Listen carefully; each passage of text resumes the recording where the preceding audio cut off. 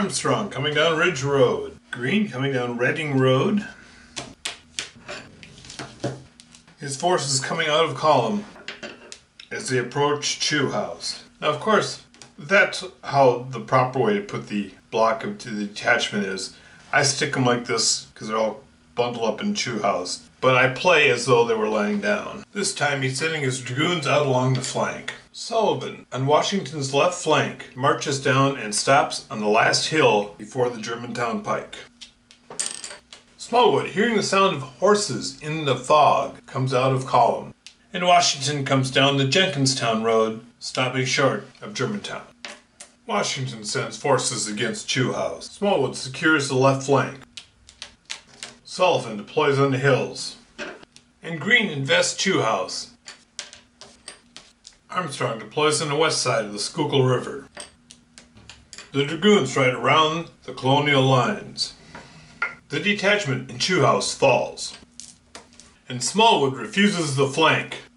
Though it's difficult to see anything in the fog, Washington deploys the artillery on the high ground. Sullivan holds, waiting for Greene to move up his forces.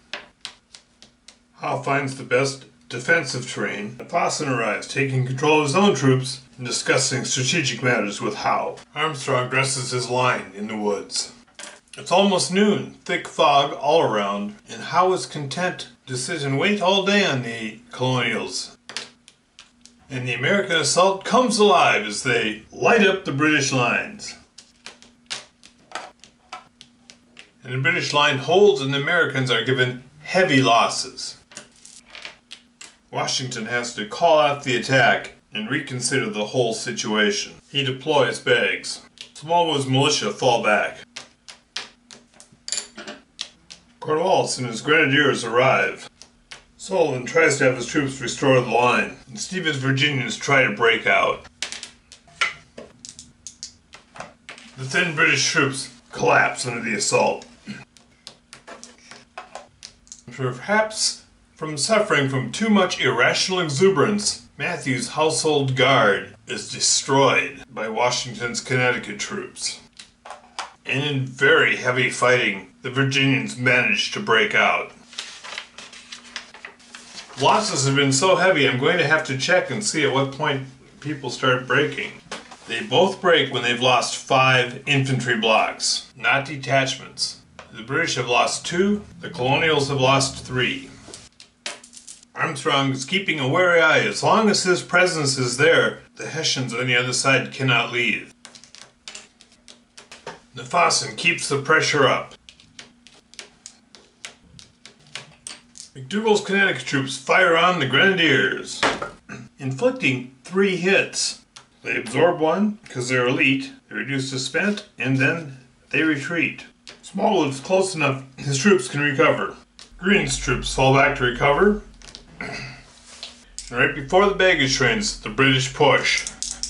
But they are destroyed, driven back by Stevens' Virginians. It's around dinner time, early evening.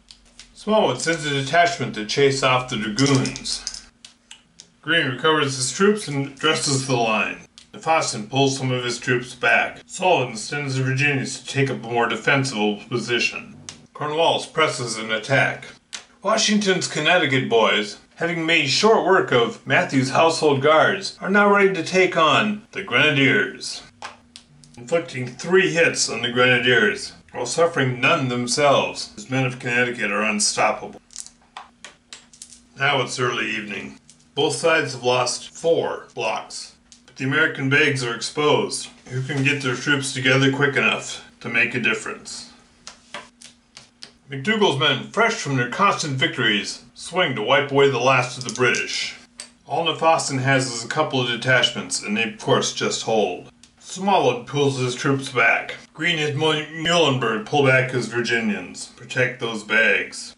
And now both sides are desperate to break the other. And Cornwallis, on the fingertip ledge of breaking his own army, breaks the American army. Good game.